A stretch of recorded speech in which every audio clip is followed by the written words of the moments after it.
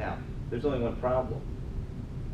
A, we're not running out of uranium at all, and B, this costs a bazillion extra dollars beyond what the nuclear power already costs. So you can certainly defer this for quite a while.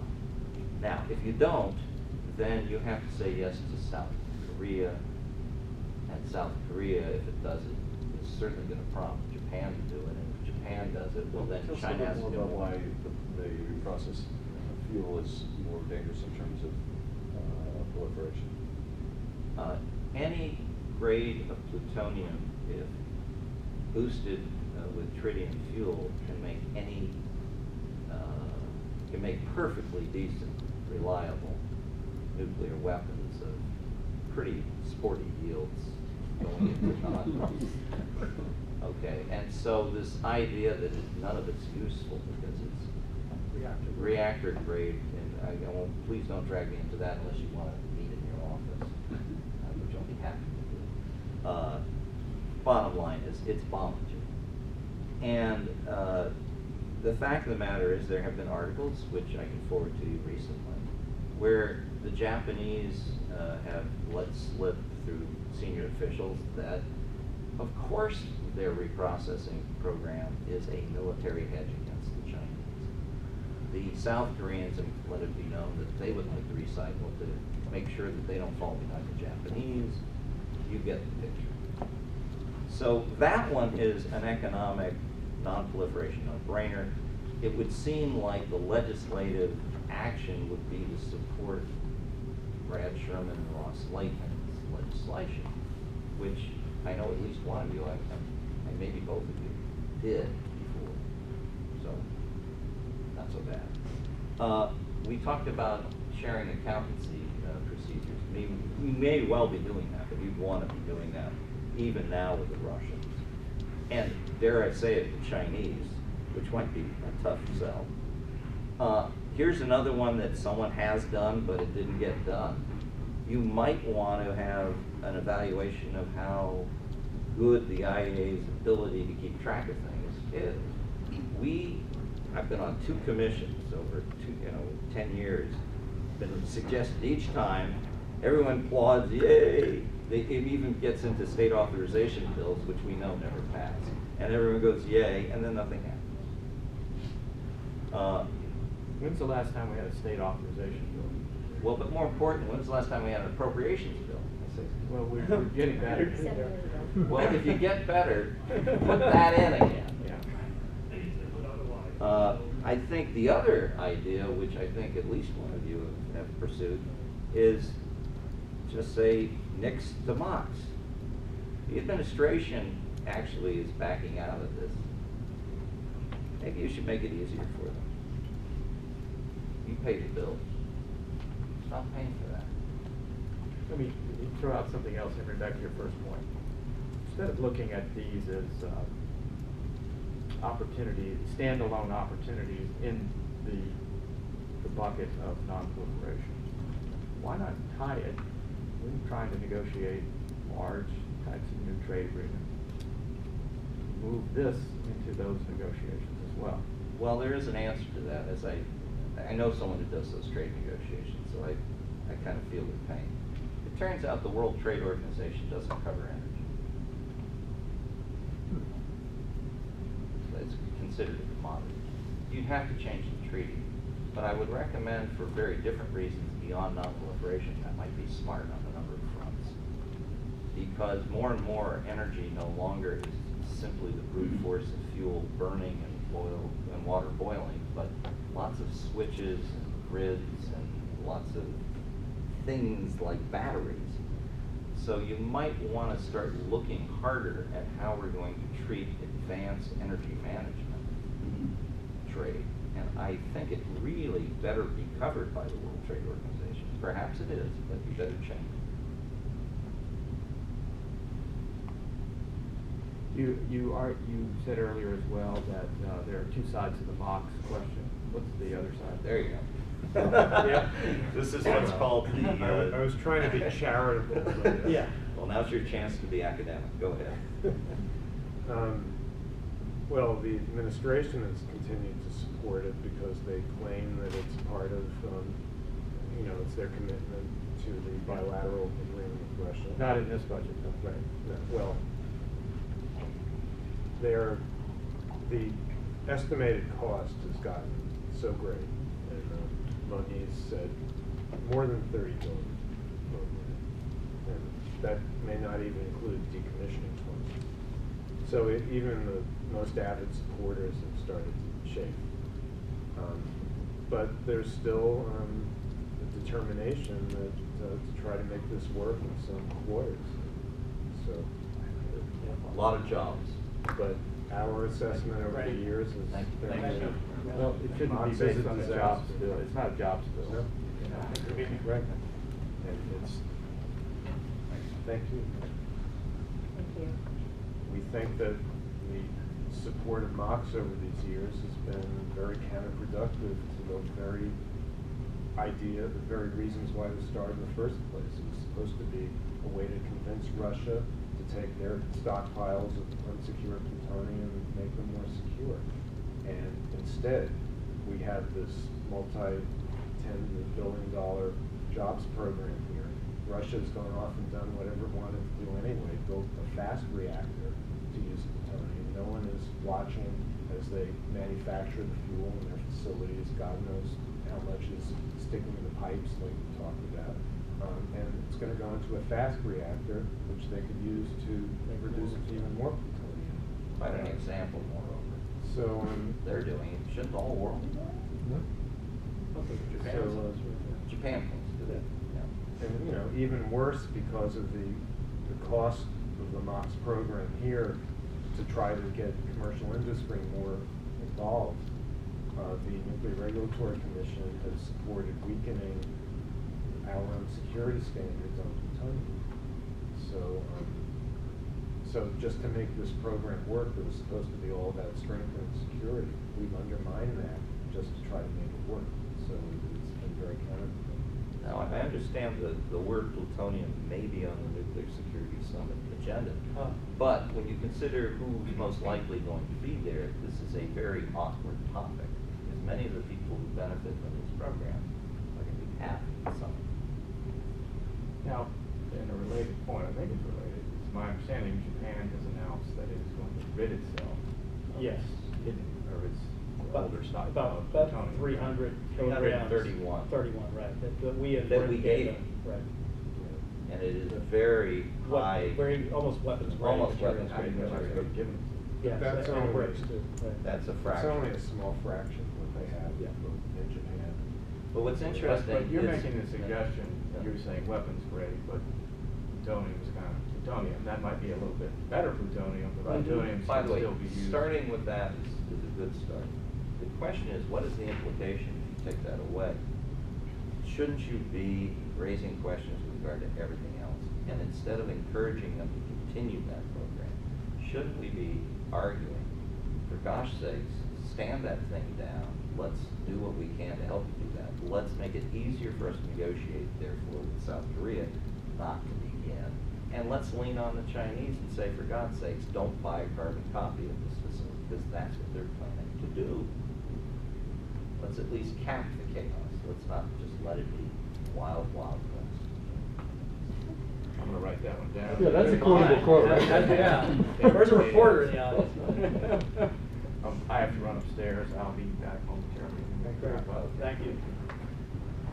All right, now we did have two hired kibitz. You want to go first? Yeah, sure You can. may want to be brief, because if you get done. I can be brief.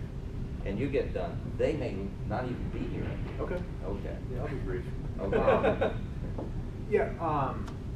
Just to try and simplify things a little bit, my academic field is actually particle physics, which is the statistics.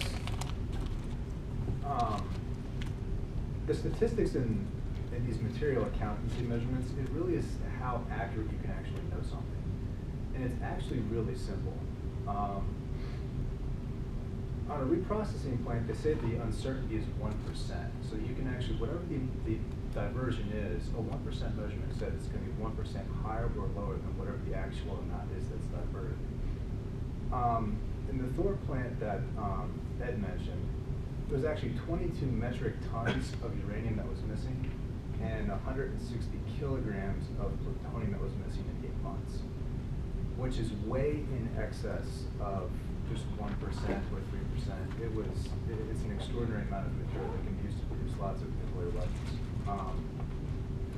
In the case in Japan, there was a reprocessing facility in Tokai between 1977 and 2003.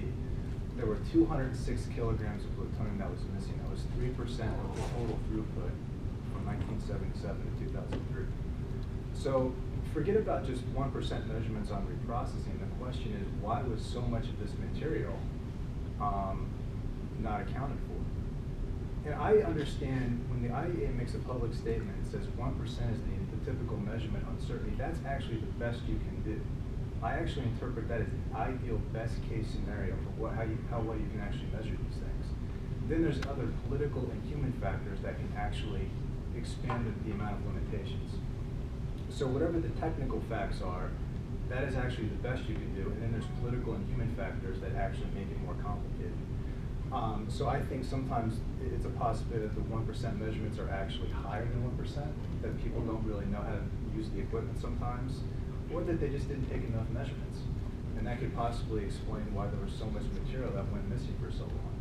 So I think just to be short about it is that I actually interpret as a physicist that the technical numerical uncertainties are the best that you can do, but then in the real world there's actually more factors that complicate and expand the limitations that you can, how well you can actually account. They used to have a program in the 50s and 60s called People Are Funny. Right. That's and apparently yeah. they get in the way. That's true. Okay.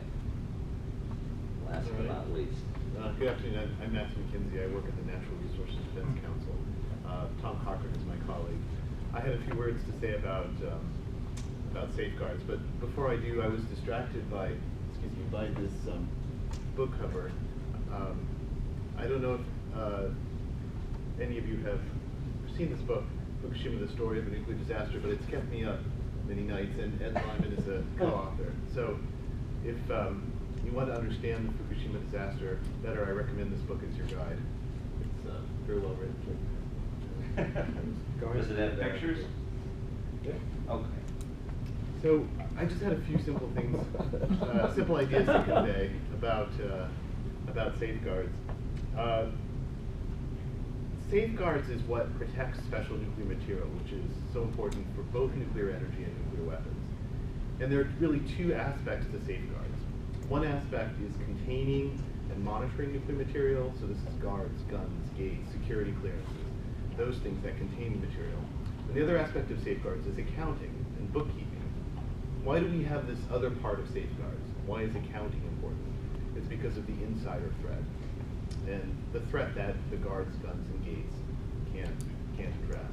So accounting is an essential part of safeguards.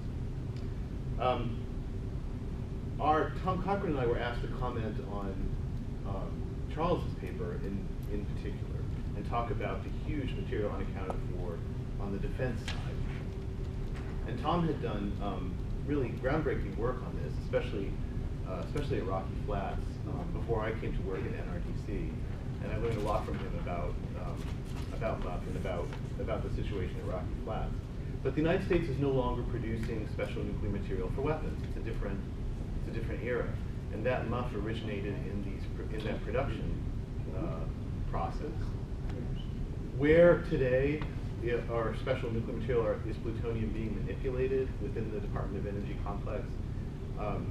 It's at the Pantex plant in Texas, where weapons are being disassembled. Well, plutonium there is in the form of components, not in the form of material in solution or in piping, so ostensibly would be easier to keep track of.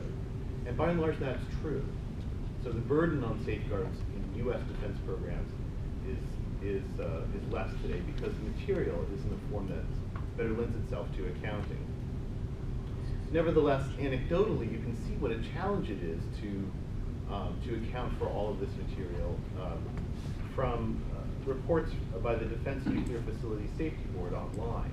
And there were two anecdotes, one from 2012 and one from 2011, that shows that even in a computerized, complex accounting system where the plutonium is in a discrete form and not a solution, it's still tough. So the two anecdotes, the two case studies that I thought were very interesting were, one was a situation where there was a software system that tracked the quantity of plutonium in parts, and then there was another system that actually measured the heat given off by the plutonium, and those were meant to be check and balance. But it turns out that there was a discrepancy between the two systems because of basically because of a software error. And what struck me as significant was that a week went by before this discrepancy was actually uncovered, and that relates to the timeliness on detection of discrepancies that Charles was emphasizing. The second anecdote I thought was interesting, also at Pantex, was that barcodes are assigned to these pieces of plutonium in classified forms. And at one point, the barcodes on two different packages of plutonium were inadvertently switched. And so there was a situation where there was a discrepancy in accounting, material unaccounted for, until they tracked down what that problem led to. So even, safeguards accounting is vital because of the insider threat. In a complex system, there will be errors, there will be software glitches, there will be procedural problems that will come to play, and it just shows the challenge of the defense side of controlling special nuclear materials, let alone on the civilian side. And so with that, I'll conclude my remarks. Do you know how long it took them to resolve the anomaly in the barcode? On the barcode system, the Defense Nuclear Safety Report does not say. All right. Now that was about as cheery as you can get. Don't you think? Now you can see there's a delta in this discussion that puts what is being discussed generally in nuclear security conclaves somewhere else. Because the nuclear security effort, I think, is focused on arguably something that's more urgent. In other words, where is stuff? How do we secure it? But I think they say you have to learn how to walk and chew gum. Right. There's not been much gum chewing, a lot of walking. And I think, the point of this study is to put some historical faces on what we need to chew on. Because in the end, if you don't start turning things off with regard to increasing the uncertainties that we know about, this will become totally unmanageable no matter how many gates, guns, and guards you get. And so, in the long run, this isn't urgent, but I would argue it's pretty darn important. Now, that said, we've been doing all the talking. You've been doing all the sitting. Any comments, questions for the panelists? Yes? This is more on the known nodes. I followed the entirety of the Blue Ribbon Commission because my life is very bleak. Which blue ribbon? Right, the most that recent one. limit it. Yes, I was in high school. No. And the results, as you're all familiar, are rather But which not blue? conclude. The The nuclear waste 2010, and so Yes. Blue Ribbon Commission on America's Nuclear Waste. Yeah, check them out. Not everybody knows which one you're talking about. But now yeah, they do. no Okay. problem. Yeah. Okay. Yeah, I was being, I was silly. Results inclusive. I was thinking, absence of having a waste disposition strategy, does that have any implications for nuclear security? I'm going to defer first to this guy because he's Mr. Waste, aren't you? Well, it does. What a title to have. There are two ways I could think of it. One is that the longer there's the absence of a long-term disposal strategy for spent fuel, and we believe that the only reasonable approach is through a geologic repository. I don't know where, but the longer spent fuel sits above ground, the more the advocates of reprocessing say, well, you tried your way and it doesn't work, so let's build a reprocessing plant. The problem with that logic is, in addition to all the problems Henry raised about reprocessing, it doesn't actually help with disposing of nuclear waste for a lot of reasons. So, but Could increase the volume. But it sounds good to a lot of people. You say, hey, we can build this plant, and it'll take nuclear waste and package it in these little glass cans, and you can put all nuclear waste into one room. Now, all of that is fiction, but it sounds good. Unfortunately, people fall for it. So there is a danger that this lack of a repository will spur the process. The other issue is that spent fuel has a radiation barrier. Some of the fission products give off very intense radiation, and that makes it very hard to steal. But over time, that radiation barrier goes away. So there is a concern that spent fuel sitting above ground for more than 100 years or so is going to be easier to steal, and it has about 1% plutonium. So that's another situation. By the way, another cut, slightly different, is if you got a problem, don't be in a rush to get it totally wrong. The urgency associated with this problem, in the eyes of some people, I guess I'd include myself, is to be measured probably in terms of many decades. The idea that this has to be solved immediately does a disservice not only to the people who complain about the threat, but probably it does a disservice to the proponents of nuclear power. I mean, it seems to me that you could probably put stuff in dry casks for at least a couple of weeks, and you'd be fine on this. And my impression is that the more enlightened environmentalists, who may well be very anti-nuclear, don't think that this is something that has to be urgently taken care of if you do the dry casks. We're actually doing that. What is worrisome is this rush to solve it in what they call the final solution, which is really not a very apt phrase. I think we ought to defer and keep in mind that the power plants are actually radiologically at least as challenging to deal with, and they're on a 100-year decommissioning schedule for the most part. So maybe we should give ourselves a little time on that one and not be quite so anxious. I probably would not oppose nuclear power on that basis. And I know that, I don't know, maybe some of you would, but yeah, I got complaints with it with regard, particularly overseas, from a security standpoint, maybe they're economic arguments. This one animates a lot of the debate. I've always wondered why. Well, I point out in my paper, some of the material, the plutonium, especially from Rocky Flats and some other locations, were sent to the waste isolation pilot plant in New Mexico. So we do have a disposition pathway for some of that material. Charles, you know there was an explosion at the WIP. I know, I was just going to say that. Yes, thanks. I know some of WIP is not perfect.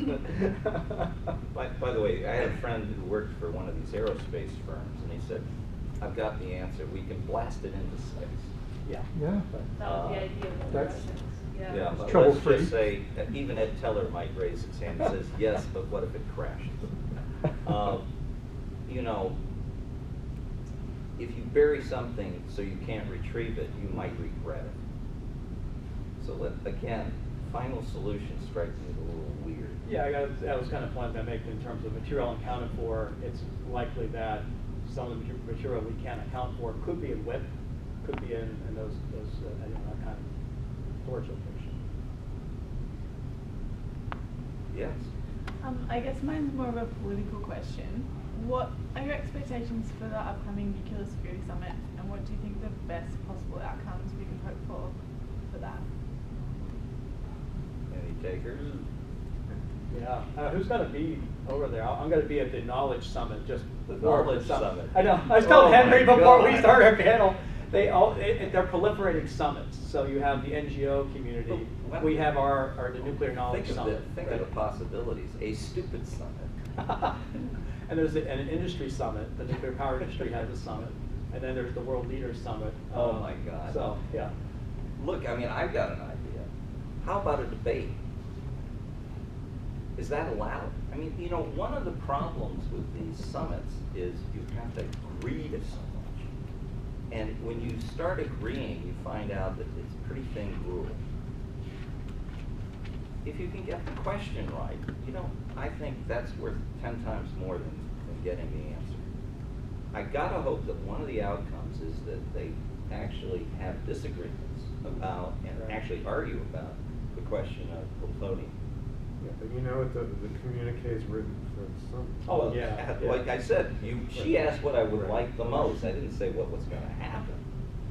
Yeah, I would agree with Henry. I'm going to be interviewed by Dutch television next Friday, and one reason they're going to interview me is because one of our colleagues, Alan Cooperman, put out a report this morning, and I don't know how many people saw the press release or the report, but it's very interesting. I mean, he points out the Dutch government itself, you know, the hosting government for the summit, is not living up to its pledge from the previous summit 2 years ago that they would phase out the use of highly enriched uranium to produce isotopes. And so this company, this Dutch company, Malinkrot, is building Clinton, and they're behind schedule, and they're not going to meet their whole deadline. Actually, 2 years sounds like a pretty short period of time. When you compare that to MIT. They've been working on it for a lot longer, though. The MIT people have been in the doghouse on this question for about 25 to 40 years, depending on when you want to start. Especially because if you have to redesign the fuel, and it could take, as Henry's saying, many years to get to that point. It depends on the reactor. Right. And whether you want to do it. Right. And a lot of people would prefer not to, because, hey, the neutron flux is better when you have highly enriched uranium. If you're a scientist, you care about the neutron flux. But I think, in short, we should be pointing out where are there gaps, where are there places where, the leaders at the summit are going to sweep things under the rug and not want to talk about it. That's our point. By the way, probably better done here than there. Yeah. Yes. I'm Martin Fleck. I'm with Physicians for Social Responsibility. Hello, long Hey, time no Martin. see. And I'll provide a 20-second ray of hope, and then I have a question. We'll see about that. Yeah. We'll be the judge of that. 146 nations, which is 3/4 of the nations that are represented at the UN, met in Mexico last month to talk about the humanitarian impact of nuclear weapons. And they will be meeting again in Vienna this fall to talk about what to do about the humanitarian impact of nuclear weapons. PSR we're happy that this is happening, and if people are curious about it, we're working with the Arms Control Association. We're going to do an event on March 31st. But there's a question. And I'll hand these out but on your way is out. there a question? The question is about the NPEC affair. Yes. Of course there's a question. Well, I want to get past the announcement. The NPEC affair, what was the time frame in which this diversion happened? Probably over maybe a 2, 3, or 4 year period. Sometime in the early to mid 1960s. 1965 was when the AEC did an inspection and saw that there were about 100 kilograms of near weapons grade HEU missing. Yeah. I would encourage you to read Galinsky's paper. the Galinsky piece, or at least the Galinsky chapter. Victor, who I think was most responsible for getting the NRC interested in this, figures the real numbers probably 3 times that, and that the duration could have been quite much longer. Yeah. And so one of the fun things about this history is its elasticity and uncertainty itself. If it was cold certain what the number was and what the duration was, it wouldn't be half as much fun to read about. Did the whole Israeli arsenal, is the entire arsenal built on this? No. On these No, diverted not the whole materials? arsenal. If you're talking about 337, It's the number he comes up, kilograms. Maybe a dozen HE bombs, or something, maybe 20 at most, something Oh, like that. well, But it depends on what kind of design bombs. Design, excuse me. Yeah, that's matters. another, that's another But thing. more we're important, working it may on. not have gone to bombs. Yes. It could have been something worse. Thank you. Ah, now I understand. Okay. Yes. It could have been used to increase the power output of the bomb. Of The plutonium production reactor, right. So that, Right. you know, a lot of different ways you can use this. And so, don't know. Point is that efforts to lift these skirts were very unsuccessful and frustrating for a lot of employees. And the whole treatment of the Israeli program after the Kennedy and arguably the beginning of the Johnson period went in a very different direction once people thought or were convinced that, well, they had. And it's instructive and tells us a lot about how we handle the Indian cases, both in the 70s and more recently. And it tells you a lot about how we may end up treating the Iranian case closer in. It's not great. By the way, I wish you the best of luck with your humanitarian group. I have been working only with 3 countries, and I can tell you, I bet you mine trumps all 146 of yours. They're Chinese, Koreans, and Japanese. And the good news is there's no way a war can possibly start, and none of them are going to get nuclear weapons. But if you ask them, what would make you consider getting more or getting some, the list is incredibly detailed. Heads up. It's another project we're working on together, so. By the way, you don't need a large number to tip the cow with regard to people thinking differently about these things. And things are not shaping up as well as they need to. Like, I used to be more of an optimist in the 90s. Things have not gone so well since that decade. Which country in the world would you say has the poorest nuclear security? And what do you think of Turkey's decision to begin constructing its first nuclear reactor at Akuyu? Worst nuclear You know, like, security. why Wow. doesn't NTIA have some kind of like Index, the Yeah. scorecard. The index. Yes. I think the it's scorecard. India or something. Maybe Pakistan, but. Well, no, but it would be India. Right, that would be Pakistan. ironic. No, See, I guess it's Pakistan's Pakistan probably is better than some of the Right. others. Because they keep getting in the news. Depends where you start. Yeah, right. Yeah, that's the whole problem. Well, with Turkey, I don't know too much about the current project, but I actually visited with the chairman of the Turkish Atomic Energy Commission, I don't know, about 5 years ago when I was working at the Council on Foreign Relations. Had tea with them and his staff, and they had this huge building. I mean, you've seen the Nuclear Regulatory Commission's buildings, I showed you what they're in. And it's almost as big. And Turkey doesn't have any nuclear power plants. Yeah, some research grant facilities. And so There's hope. There's It's that hope. big, They had these, we'll never succeed. Exactly. That's the point, right? They had these grand schemes. So, when they start breaking ground, then I might actually believe that they're going to build it. But I think that's not my take. We should be worried. you think they're serious this time? Yeah. I think they were thinking a lot more about things other than boiling water. You know, back in the early 80s, in fact, this was released, they had got caught out doing academic studies on how to use LWRs to make weapons material. And of course, invariably, if you find someone who really knows a great deal about nuclear proliferation, because they tell you they do, like they're academics and they've got tenure, they will tell you that, of course, you can't use an LWR to make bombs. The unfortunate truth is that you can. And the Turkish academic study demonstrated this. Shortly thereafter, and not related, believe me, the Reagan administration toyed with buying one to make plutonium and tritium from the Washington Power Supply System. So that was the Department of Energy. I assume they know whether or not it works or not. So my point would be the Turks have thought about this before.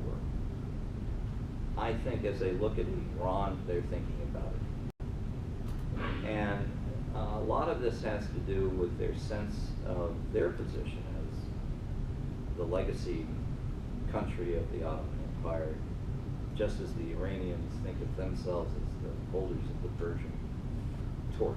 And I think it would be a mistake, given how much natural gas is piped in and out of that area, to think that the economics of nuclear power is a no-brainer. It takes a little bit of cogitation to figure out why you would build a lot of it right now there. But if you're concerned about Iran, you might. By the way, this prejudice is shared by the former ambassador. So there are, I always say, if two people believe something, it's a campaign. Heads up. I think you gotta watch it.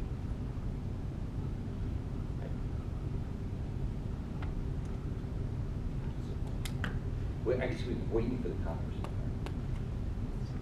By the way, is he?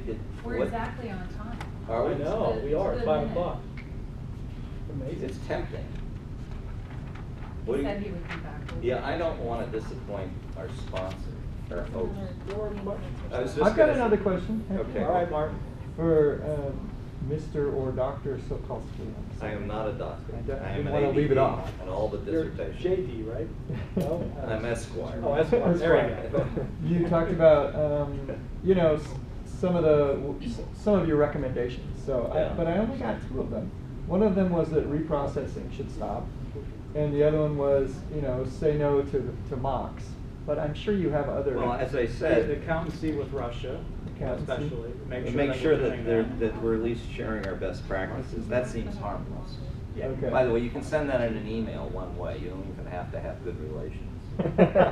And you might not even take temporary duty orders. Just send it and see if they have any questions. If they don't get back, then you might wonder.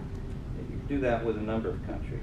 I assume we're doing it. I don't know if we are. But no, the big one for Congress is the question that drives both industry and their critics into mild forms of dispute, and that is, should there be a stated standard for nuclear cooperation? The gold standard is this idea that was embodied and made manifest in the United Arab Emirates and the Taiwan Agreement that says you will forswear making enriched uranium, heavy water reactors, and separating or recycling plutonium fuels. Now, industry does not like this. It has opposed it, and it argues that, well, you got to be in the trade to control it, and that what we need to do is have just a lot of, U.S. agreements. The problem with that is right now, I'd say in the fuel market, the U.S. exports constitute 10% of the world's market. So the idea that we're going to take over through sales is beyond optimism. I think it's not credible. I do think, though, the American leadership can lean on the remaining suppliers, but then that would require us to have a standard. This administration, perhaps in all fairness, no, I won't be fair, actually worse than the previous one. How about that? Doesn't like having a standard. They badmouth it. By the way, I had a letter that I tried to support the standard, and I had much less problem getting Republicans to sign it than Democrats. Very interesting. Because they see that the standard was initiated by Bush. Now, I always say when you're out of power, your job is to be principled, and when you're in, something happens. But still, there's a problem there, because the administration makes so much hay out of being better than thou on this. Well, not so much here. So that legislation, or some version of it, would be something to focus on, because then once you said that, look, there should be a presumption that you try to get this, and if you don't, okay, we still may approve the deal, but we'll have to vote. They hate the idea of voting. Democracy and nuclear power, they say, may not mix. But, you know, I'm here to tell you it ought to, just like the other topics. And if you have that, you could then lean on Japan, Korea. And they say, oh, well, what about China? Well, it turns out Westinghouse sold all of the patents. It's part of its model to the Chinese. Why? Well, part of the model is once you get them to buy a handful and give them the patents, then you help them export. We did this with Framatome. That's now Riva. Japan, Korea. South Korea. Right. Well, you know, we have a little bit of a say there, don't we, still? And then with Russia, I have a very insidious idea. What if you were to actually announce through the NRC what the safety quality of their product line was? The idea that we don't have a say and we don't have leverage because we haven't sold everyone all of their fuel strikes me as very small-minded. I think we have some leverage if we choose to use it, but we gotta have a standard. So that would be one of the suggestions. The other I mentioned is the U.S. and other countries, as well as the IAEA, and the IAEA does it, but privately, need to assess whether or not the IAEA can meet its own timeliness protection rules. These are written up in the U.S. in the IAEA glossary. They are public domain. They have numbers. Can they meet them? Then the question would be, are those goals tough enough? You need to do this examination once every 24 months.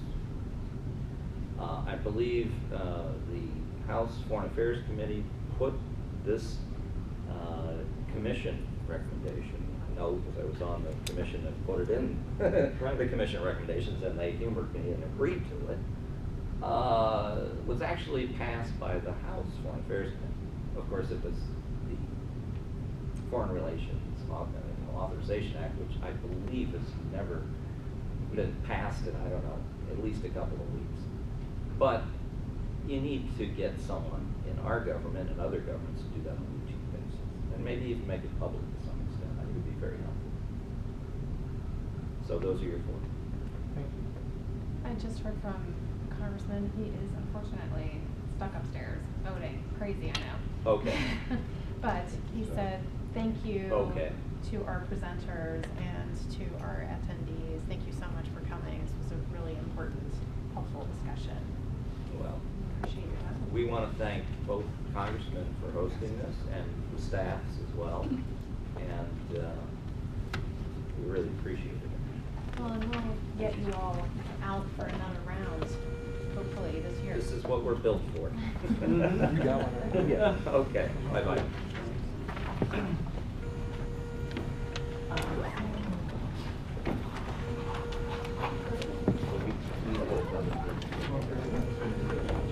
Yeah, I know there's gonna be a bigger crowd from all parts of it. Yeah, sure. I got my PhD at the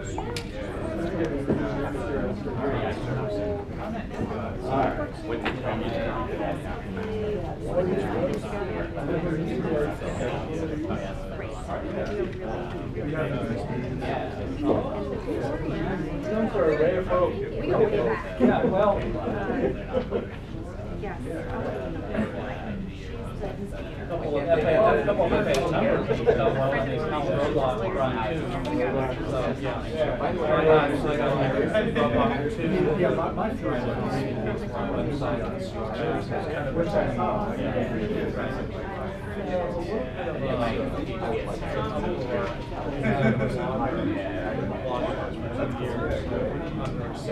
well, I'm actually I don't think he was actually trying to. I don't know. More from a professional standpoint. And he was trying to say. Like, Yeah, that's one of the things that. And I think those things that